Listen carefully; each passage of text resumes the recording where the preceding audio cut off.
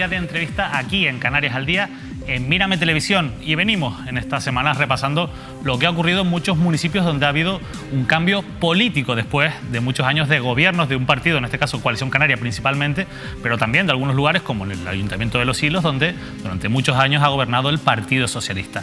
Hoy el cambio nos lleva a la Corporación Insular, al Cabildo de Tenerife, porque allí la semana pasada los representantes del Partido Socialista, de Ciudadanos y de Podemos presentaban una moción de censura contra el actual presidente, Carlos Alonso, de Coalición Canaria, un partido que lleva 32 años gobernando el Cabildo Insular. Hoy nos acompaña uno de los protagonistas de esas firmas, de esa moción de censura, el candidato de Ciudadanos en las últimas elecciones del 26 de mayo, Enrique Arriaga, a quien ya damos la bienvenida. Enrique, muy buenas tardes.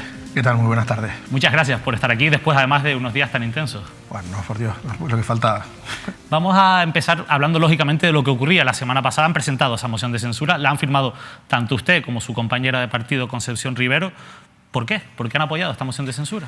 Bueno, es una moción de censura que llevamos trabajando desde el minuto cero, después de las elecciones, intentando buscar lo que considerábamos que era lo más adecuado y lo que habíamos trabajado y lo que habíamos hablado en lo que era nuestra campaña electoral, que era un pacto de centro, un pacto PP, PSOE, Ciudadanos, que además estaba autorizado por la cúpula nacional y era en el que íbamos a trabajar para hacer una moción de censura.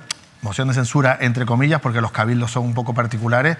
Hay mucho comentario por ahí que se dice que cómo podemos censurar a alguien que no lleva ni un mes en el poder. Pues en este caso es la fórmula legal, pero igual en los cabildos, como directamente el cabeza de lista más votada es presidente del cabildo, pues en este caso simplemente sería un cambio de gobierno o como se quisiera llamar. Pero bueno, fue la línea en la que íbamos trabajando, se estuvo negociando durante muchísimo tiempo y en el momento en el que el Partido Popular se desmarcó de este pacto y de esta negociación y firmó un pacto con Coalición Canaria, pues no queda otro remedio que presentarla los que la íbamos a presentar desde un principio, que éramos Partido Socialista y Ciudadanos. Nosotros queríamos que se incorporara al Partido Popular, no pudo ser, y en ese momento, al día siguiente de hacer el pacto Coalición Canaria-Partido Popular, presentamos la moción. Dice que lleva mucho tiempo negociándola. Carlos Alonso, el todavía presidente del Cabildo de Tenerife, se ha quejado de que incluso 2 horas antes de presentar esa moción de censura, usted le ocultó esa posibilidad. ¿Por qué? No le oculté la posibilidad, simplemente me preguntó cómo iban las cosas, le dije que todavía estábamos dándole vueltas a muchas cosas, pero evidentemente las mociones de censura se presentan, no se avisan. Me remito a cuando hizo la moción de censura Manuel Hermoso, a Jerónimo Saavedra, que le preguntó ¿qué tal? ¿Todo bien? ¿Todo bien? Sí, sí, y ya estaba presentada por registro la moción de censura. Esto es un tema que se sabía desde el principio, nosotros no lo hemos ocultado. También es verdad que no me gusta hablar de los pormenores de las negociaciones porque se hablan muchas cosas y forma parte de lo que se pide, lo que no se pide, lo que se ve hasta dónde se puede llegar.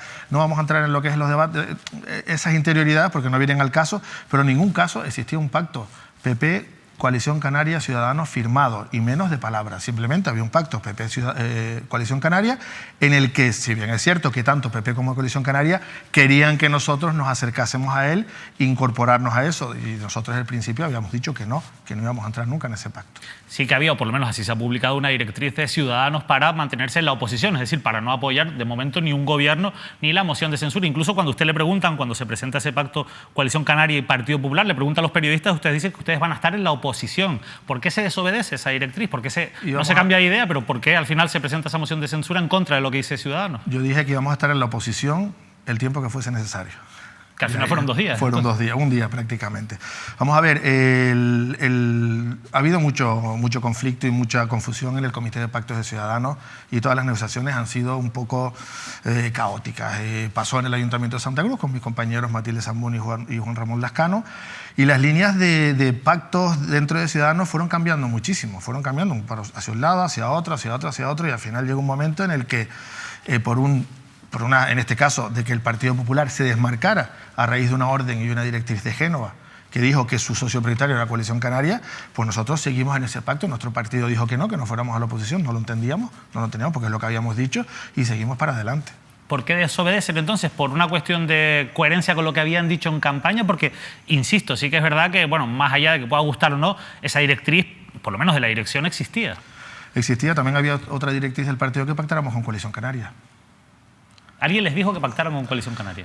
A ver, hubo directrices desde pacto con PSOE directamente con Podemos apoyando, se dio el visto bueno de Madrid, a los pocos días se cambió, a los pocos días se cambió, a los pocos días se cambió. Llegó un momento en que nosotros lo que decidimos fue ser coherentes con lo que habíamos hablado y lo que también se nos había autorizado en un momento. De hecho, tengo testigos de una conversación telefónica en la que se me autoriza a pactar con el Partido Socialista y con Podemos apoyando la moción de censura. O sea que desde la dirección del partido, entiendo, alguien les dijo que podían pactar con el Partido Socialista. En su momento sí, al principio de las negociaciones. ¿Y sí. usted eso puede demostrarlo? Sí. Lo digo porque, claro, su partido al final, la reacción que ha tenido inmediata ha sido la apertura de un expediente y la suspensión cautelar de militancia. Imagino que usted ahora tendrá que demostrar que hay argumentos para que no se produzca esa expulsión. Efectivamente, vamos a ver, la expulsión no la voy a poder recurrir mucho porque he desobedecido al partido. Lo que sí es cierto es que la política de pactos en mi partido no ha sido normal. No ha sido normal porque ha estado bailando de un lado a otro en función de ciertos intereses que no vamos a desvelar cuáles son. Pero si es así, y nosotros al final lo que decidimos es ser coherente con lo que habíamos hablado en la campaña, con lo que habían hablado y lo que habían dicho nuestros líderes, desde Albert Rivera cuando vino aquí a la Plaza de la Candelaria, a Vidina Espino, a todos los líderes y todos los candidatos de Ciudadanos en Canarias, todos íbamos a lo mismo, es decir, hay que regenerar la política, hay que cambiar las administraciones, hay que abrir las ventanas, levantar las alfombras y acabar con, en el caso del Cabildo, con los 32 años de gobierno de Coalición Canaria, en el caso del gobierno de Canarias con otros años que son otros, ¿no? Entonces no entiendo el por qué, si nosotros somos coherentes, nuestro partido no nos ha apoyado en la coherencia que él mismo ha dicho. En cualquier caso, usted sí que es verdad que viene a reconocer que ha desobedecido a su partido finalmente, pero claro, hay gente que puede preguntar, bueno, la verdad es que, bueno, pueden haber sido coherentes, es verdad que había esas declaraciones de acabar con Coalición Canaria, usted mismo lo dijo en la presentación de su campaña, de su lista electoral, pero claro, al final es verdad que se presentan bajo una marca y hay quien puede pensar, bueno, es que ustedes le deben una lealtad a su partido por encima incluso de la posible coherencia y de lo que hayan dicho, porque, claro, usted hubiera sacado el mismo resultado si se hubiera presentado como Enrique Arriaga, que es presentándose bajo las siglas de un partido como es Ciudadanos. Sí, no, evidentemente no. Pero yo creo que nuestros votantes verían muy regañados, con los ojos muy regañados, el que Ciudadanos hubiera pactado con Coalición Canaria en el Cabildo. No lo entenderían. No lo entendería. Bueno, de todas formas no soy yo quien va a hablar con ellos, pero bueno, con toda la gente con la que he hablado, la mayoría de los de afiliados, simpatizantes y votantes y gente que conozco que me lo ha dicho y me ha apoyado en estos días, hubieran visto muy mal un pacto Ciudadanos Coalición Canaria, porque al final, ¿cómo vamos a regenerar las administraciones? ¿Cómo vamos a regenerar y a cambiar la política de Tenerife? Si pactamos con los que llevan 32 años haciendo lo mismo, no sería vendible ante la sociedad ni ante los votantes. Eso no es coherencia. Usted, por lo que ha testado, digamos, a la militancia, a sus compañeros de partido, ¿cree que ha sentado o que se hubiera sentado peor un pacto con Coalición Canaria que una moción de censura en la que también aparece la firma de Podemos, aunque está claro que Podemos no va a estar en el gobierno insular? Pues evidentemente lo apoya mucho más la moción de censura tal y como la hemos presentado. Evidentemente hubiera sido mucho mejor que el PP se hubiera sumado a esa moción de censura, y es que además yo sé que muchísimos de los afiliados del PP y muchísimos de los integrantes del Partido Popular estaban de acuerdo, lo que pasa es que tenían órdenes de Génova. Ahí tenemos el caso de La Palma. La situación era exactamente la misma, sin embargo en La Palma decidieron ser coherentes exactamente igual que nosotros y se han jugado la expulsión. Curiosamente, en el caso de Ciudadanos la expulsión estaba hecha al minuto 3. Tenemos un comité de disciplina fantástico que ejecuta las órdenes de expulsión y los expedientes disciplinarios sobre la marcha. Sin embargo, el Partido Popular todavía, que yo sepa, no se ha abierto nada. ¿El Partido Popular está a tiempo de poder entrar en un posible gobierno insular en el futuro? Yo lo veo difícil, habiéndose desmarcado de esas negociaciones, que les puedo asegurar que fueron muchísimas más que las que hubo con los contactos con Partido Popular y Partido Socialista, que los que hubo con Coalición Canaria.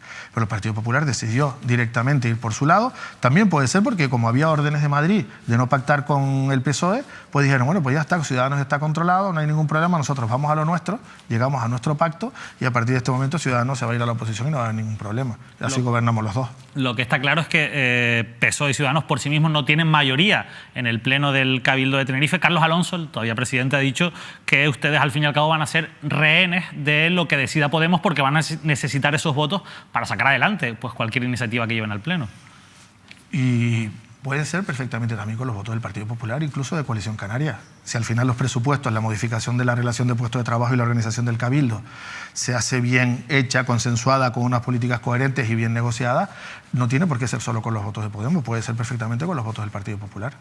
Cuando se llega a esa situación en la que al final hay que decidir entre pues, mantener lo que se ha dicho en campaña electoral o desobedecer la directriz última que había dado su partido, ¿por qué se opta por aceptar la moción de censura y no, por ejemplo, por dar un paso a un lado? Es decir, bueno, pues mi partido me está obligando a hacer algo con lo que no estoy de acuerdo, algo que va en contra de lo que he prometido, me voy a quitar y que pasen otros compañeros que, si están dispuestos, bueno, pues que acepten esta situación.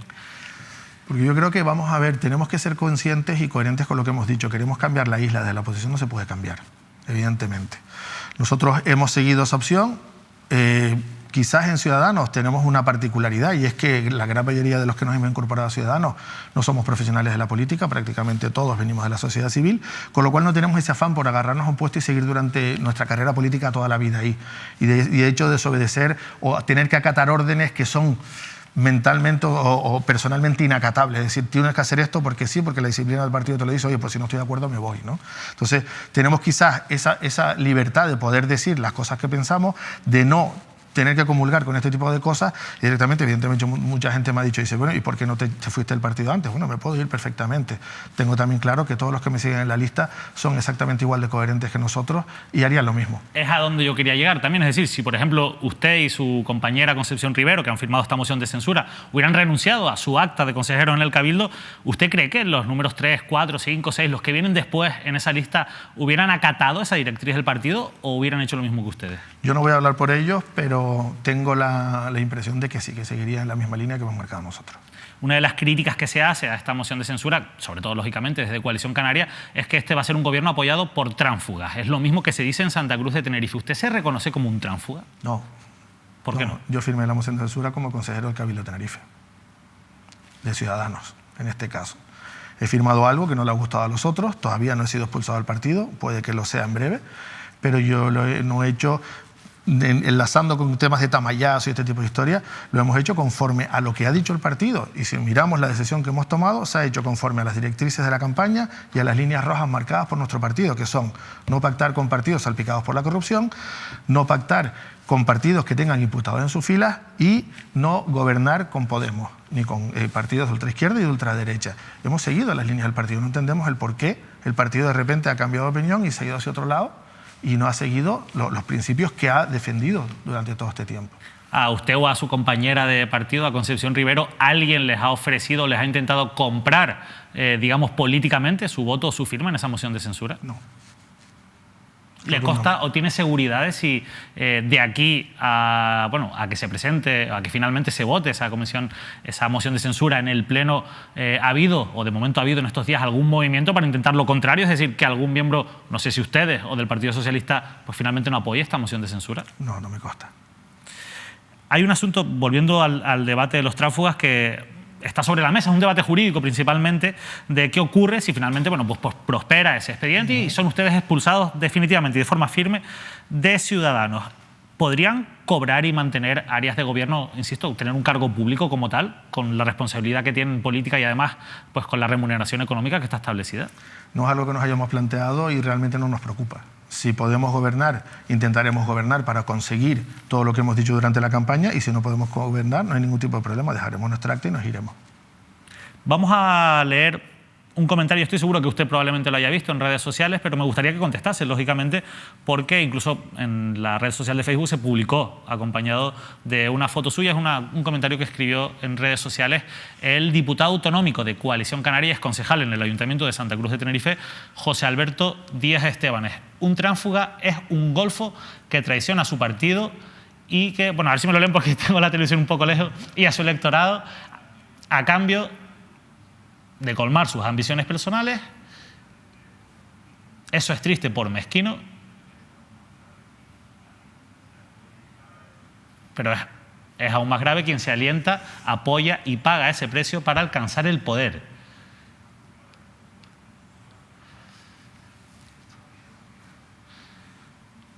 Porque siempre es más culpable el autor intelectual que de ello se beneficia que el pobre diablo que hace de tonto útil un tiempo y después desaparece. Disculpa, pero tenía la pantalla lejos, no podía leerlo bien. Pero bueno, es un comentario que ha salido bastante y que ha estado en redes sociales. Me gustaría, si usted quiere, que replicase el mismo. Hombre, yo estoy seguro que esa no es la definición de tránsfuga. La oficial no es esa, ¿no? Empieza así como que es un golfo. No, la ley de transfugismo, ni en la canaria ni en la estatal. Esa no es la definición. No, bueno, vamos a ver. Yo puedo entender que haya mucho ruido estos días, que haya mucha gente que ha vivido durante muchísimos años de la política y de repente haya visto que se ha quedado sin nada porque no tiene ni oficio ni beneficio, y que salten así como puedan saltar.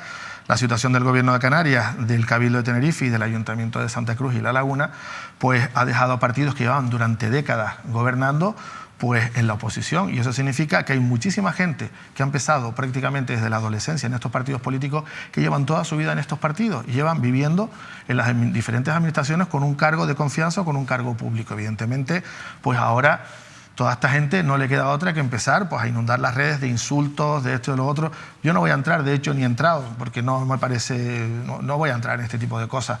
Lo entiendo. Yo puedo entender que la gente se cabree mucho porque haya perdido su modo de vida, pero vamos, lo que tienen que hacer es hacer lo que hace todo el mundo, ir a buscar un trabajo, ir a hacer una oposición o irse a la oficina de empleo, conseguir trabajo y trabajar como trabajamos todos, como trabajas tú, como trabajo yo. Hablaba usted en su debate cuando tomaba posición como consejero del Cabildo del clientelismo que había habido. Es una palabra que utilizó en ese discurso. ¿A qué se refiere con clientelismo en el Cabildo de Tenerife? No solamente en el Cabildo, en muchas otras administraciones. Vamos a ver, el clientelismo es una situación que se da muchísimo y es todos los favores debidos que hay por ahí, de tal forma que vamos colocando gente, colocando personas, debiendo favores, dando favores, cobrando favores, y todo eso al final se convierte en una red de... ¿Por qué van las subvenciones que además no siguen la ley de subvenciones, sino las subvenciones nominativas solamente a unos sitios y a otros no? Al final todo eso lo que crea son favores debidos que esto en las campañas se cobran. Entonces, esa red clientelar, podemos poner el ejemplo de Ancina, cómo se utiliza Ancina para manejar al famoso señor, el viejito de la Mortadela y todo este tipo de historias. Se utiliza muchísimas redes, muchísimos mecanismos que tiene tanto el Cabildo como puede tener el Gobierno de Canarias para generar esa red que luego son favores debidos con dinero público, para luego tener siempre esos votos que te garantizan estar en el poder. Con eso hay que acabar. Nosotros no traemos esas mochilas de todos esos favores debidos que los que vienen muchos partidos políticos, no solamente coalición, cuidado, sino que hay gente que viene con mucha mochila detrás y al final todo eso le hace tomar unas decisiones u otras en función de a quién le deben el favor, a quién no. Usted dice que no entra en esa mochila, pero acabar con el clientelismo es cambiar que las cosas se den o las ayudas se den a los amigos de Coalición Canaria porque ahora se den a los amigos del PSOE o de Ciudadanos. No, lo que hay que hacer es establecer unos procedimientos de concurrencia e igualdad para que todo el mundo tenga acceso a las subvenciones. ¿Por qué se le da una subvención a una televisión y a otra no? ¿Por qué se le da una subvención a una asociación de vecinos y a otra no? ¿Por qué se le da una subvención a una empresa indefinidamente año tras año sin haber concurrido a un concurso o algún proceso de concurrencia de subvenciones en igualdad de condiciones que cualquier otra persona que a lo mejor no ha tenido esa posibilidad de pedir esa subvención? ¿Por qué no? Lo que hay que hacer es abrir las subvenciones y todo este tipo de historias a todo el mundo, que todo el mundo pueda acceder en las mismas condiciones de igualdad al dinero público, en este caso de estas subvenciones, o como se hace en las obras o como se hace en una serie de servicios. Se está también jugando con las ONG, que si te doy el dinero no te lo doy, te doy la subvención no te la doy, en función de cómo te muevas. Este tipo de cosas hay que acabar con ellas cuanto antes y dejarlas claras de una vez. Usted no es el portavoz de los funcionarios del Cabildo, pero sí que es funcionario del Cabildo, ¿verdad? Sí. Desde dentro, ¿cómo se ha respirado? ¿Qué sensación se tiene con, primero, cómo han sido estos últimos gobiernos de Coalición Canaria y, segundo, pues cómo ha sentado esta moción de censura? Pues cómo han estado estos últimos gobiernos de Coalición Canaria, pues el ejemplo lo soy yo. Es decir, cómo se ha ido deteriorando la situación y cómo ha ido aumentando el desánimo en los funcionarios hasta tal punto que muchos de ellos se han ido del propio Cabildo y otros, pues en este caso el mío, pues me he dedicado a la política y vamos a intentar a ver si desde la política podemos cambiar esto. ¿Y cómo se ha tomado la moción de censura? Hombre, no puedo hablar por todos, pero todas las caras que veo yo ahora mismo por el Cabildo y todos los mensajes de ánimo de compañeros son de bastante satisfacción por este cambio. ¿Usted se siente apoyado en principio por los trabajadores públicos del Cabildo? Sí. Hay una cuestión que también ha criticado, en este caso Carlos Alonso, lógicamente, bueno, es el más perjudicado por esta moción de censura, y él decía que, o se quejaba de que, bueno, la moción está hecha simplemente o se justifica solo para echar a Coalición Canaria, pero que ustedes no tienen un proyecto detrás, no tienen realmente una alternativa de gobierno a los que ha tenido a esos gobiernos de Coalición Canaria. ¿Cuál es su proyecto, en líneas generales? Bueno, normalmente esto es muy típico de Coalición Canaria. Canarias es Coalición Canaria y todo el que no sea Coalición Canaria no es Canaria, ¿no? Ellos son los que representan a todos los canarios y los demás no. Bueno, nosotros tenemos un programa, el Partido Socialista tiene un programa. Nosotros tenemos firmado un acuerdo de gobierno para la isla de Tenerife para los próximos 4 años, con muchísimos puntos, son unas 30 páginas. Se hará público en el momento determinado, pero ese proyecto está y ese proyecto se llevará adelante y intentaremos agilizar y hacerlo lo mejor posible para intentar que las políticas sean más cercanas a la gente y solucionen los problemas reales de la gente. Hace falta un cambio de línea. En algunas cosas en el Cabildo se están haciendo bien, yo no digo que no, pero hay otras muchas políticas que obedecen a la línea marcada por Coalición Canaria que hay que coger y cambiarla y empezar a movilizarla de otra manera, a priorizar actuaciones, a planificar mejor con tiempo, a sacar muchos proyectos que están guardados en el cajón. ¿Por qué? Porque si lo hago aquí no beneficia a alguien y si lo hago aquí sí, y entonces se definen pues muchísimas modificaciones de obras y servicios en función de ese famoso clientelismo y esa famosa mochila que comentamos, con lo cual eso hay que cambiarlo. Y el programa que hay ahora mismo firmado con Partido Socialista y Ciudadanos, está firmado y está para llevarse a cabo. O sea que sí hay un programa, sí hay un proyecto de gobierno. Por tanto, no solo ha sido un reparto de puestos de poder. No, el reparto de puestos todavía está en veremos. De hecho, no nos hemos sentado todavía para hacer la modificación de la estructura y el organigrama. Sí es verdad que hay preferencias de competencias por un partido y por otro, pero lo que estamos ahora en esta semana, nos sentaremos y veremos un poco cómo se reorganiza la estructura orgánica por áreas y servicios de competencia del Cabildo, y en función de eso, pues veremos cómo queda el reparto de áreas en el caso de que podamos gobernar, evidentemente, porque tampoco eso lo podemos saber con certeza. Pero bueno, en cualquier caso sí que ha habido ya, pues parece una declaración de intenciones de qué áreas podrían llevar cada consejero. Sí. En este caso, ¿qué áreas va a llevar Enrique Arriaga o pretende llevar Enrique Arriaga? A mí me gustaría llevar el área de movilidad e innovación. El área de carreteras, transportes e innovación. Hombre, eso de carreteras, la verdad, usted sabe que es algo que suele estar en la picota y normalmente no está cogiendo un área sencilla. No, y mucha gente me ha dicho que sea un caramelo envenenado, pero no es un caramelo envenenado que me ha dado Pedro Martín. Al contrario, eso lo he solicitado yo. Es el área más sensible quizás y la área más visible que tenemos ahora mismo en Canarias, con Tenerife en este caso, con todos los problemas que está generando. Y evidentemente, si nosotros decimos que venimos con nuevas ideas, con capacidad de regeneración, con capacidad de gestión, lo que no puedo hacer es pedir un área en la que pase de puntillas los 4 años por el Cabildo de Tenerife. Al contrario, asumimos el reto, queremos asumir ese reto, queremos hacerlo lo mejor posible de tal manera que podamos solucionar los problemas reales de la gente. Cuando hoy venía para esta entrevista conduciendo, había cola en la zona del Padre Anchieta. Le iba a preguntar qué va a hacer usted cuando llegue septiembre y se encuentre con las colas fuertes de la TF5, pero la realidad es que, por desgracia, el atasco y la situación de esa autopista es constante. No sé si está preparado o es consciente de que por ahí va a ser por donde primero va a tener que atajar la situación. En muchísimos sitios, lo que también es perfectamente entendible que las soluciones a este problema no son inmediatas. Habrá algunas soluciones que se pueden implantar a corto plazo, pero casi todas las soluciones para solventar este problema son a medio y largo plazo. Eso no quita para que empecemos ya a reunirnos y a consensuar todos los proyectos y todas las soluciones, lancemos los proyectos de ejecución y empecemos a buscar la financiación adecuada. Lo que no se puede hacer es esperar a que llegue la financiación y cuando llega la financiación resulta que no tenemos ningún proyecto. Y si encima son proyectos preliminares, pues llega un momento que la financiación se pierde. A mí me encantó una actuación que hizo Casimiro Curbelo el año pasado, que había, me parece que eran unos 10-12 millones de euros para seguridad vial en el área de carreteras del gobierno de Canarias. Se sacó a todos los cabildos y todo el dinero se lo llevó Casimiro Curbelo. ¿Por qué? Porque tenía los proyectos hechos. Los demás cabildos no les daba tiempo de licitar proyectos, redactar proyectos, licitar obras y adjudicar obras. Sin embargo, él lo tenía hecho. Entonces, ahí se demuestra un poco la capacidad de antelación y de gestión para tenerlo todo preparado para el momento en el que llegue la financiación, ejecutarla lo más fluida posible, lo más rápido posible. Hablando de ese reparto un poco de las áreas del gobierno, ¿tienen ustedes o van a tener ustedes más poder ahora que el que tendrían si, por ejemplo, hubiesen entrado en un pacto con Coalición Canaria y Partido Popular? Con Coalición Canaria y Partido Popular nunca hablamos de reparto de áreas. Nunca hablaron de reparto de áreas. ¿Ni siquiera llegaron a ofrecerles la posibilidad de gestionar determinadas áreas? Hombre, ellos sabían que nosotros una de las que queríamos con Pedro Martín, porque evidentemente estaba el Partido Popular en esa negociación y fue quien lo trasladó a Coalición Canaria, era carreteras. Y en su momento Carlos Alonso en alguna reunión pues dice, bueno, pues si ustedes quieren carreteras, pues podemos hablarlo y tal. Pero vamos, en ningún momento nosotros avanzamos en las negociaciones con Coalición Canaria, tanto como para llegar a un pacto. Lleva 32 años gobernando en el Cabildo de Tenerife, lo hemos dicho en varias ocasiones en esta entrevista. Han hablado ustedes de la necesidad de limpiar un poco también la institución pública, pero también el Cabildo es mucho más allá que la propia corporación insular porque hay muchas empresas públicas que dependen del Cabildo de Tenerife. ¿Tienen pensado ustedes, por lo menos en las áreas que les toca, hacer auditorías, lo que se suele conocer como levantar alfombras?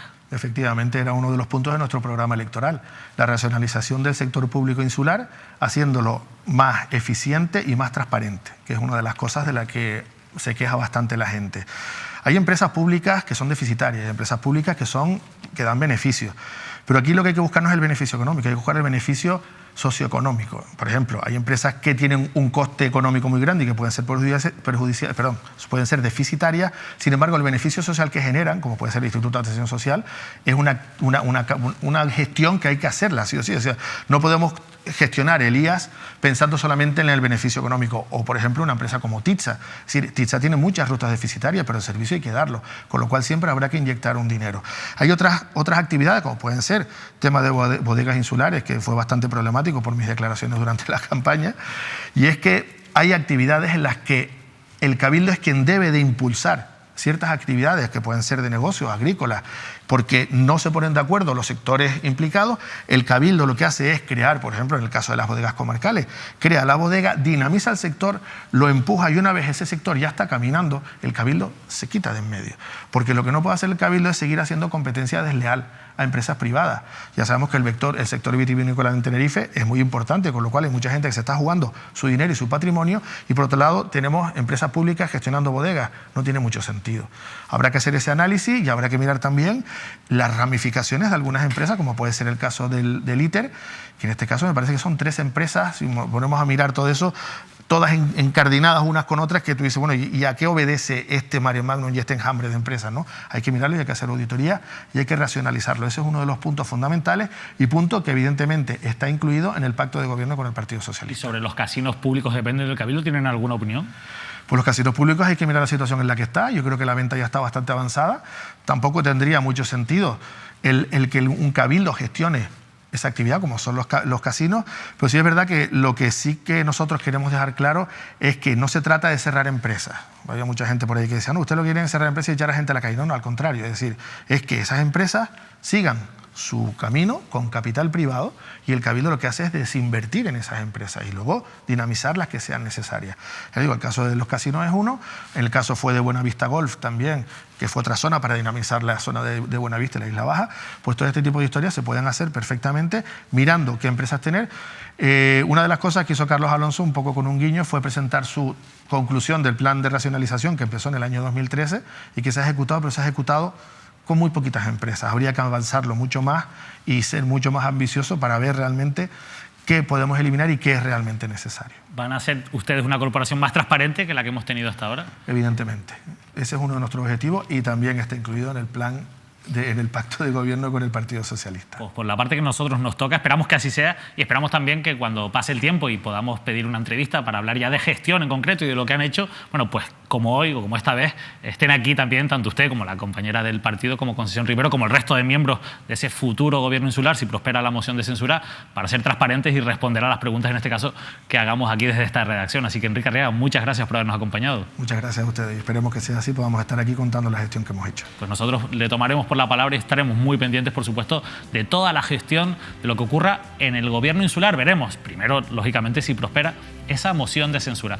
Nosotros nos despedimos, seguiremos todavía hasta el mes de agosto con más entrevistas de actualidad política, pero mañana tienen una cita ineludible, es una tradición ya en esta casa, y es seguir de cerca y contarles al minuto la fiesta grande del municipio de Puerto de la Cruz en honor a la Virgen del Carmen. Yo les invito a que no se lo pierdan, porque detrás hay un enorme trabajo de todo el equipo técnico de esta casa que sin duda pues está dando el do de pecho para que todo salga perfecto y mañana puedan seguir de cerca esta gran celebración, como siempre aquí en Mírame Televisión. Nosotros volvemos el jueves con más entrevistas. Que pasen una feliz noche.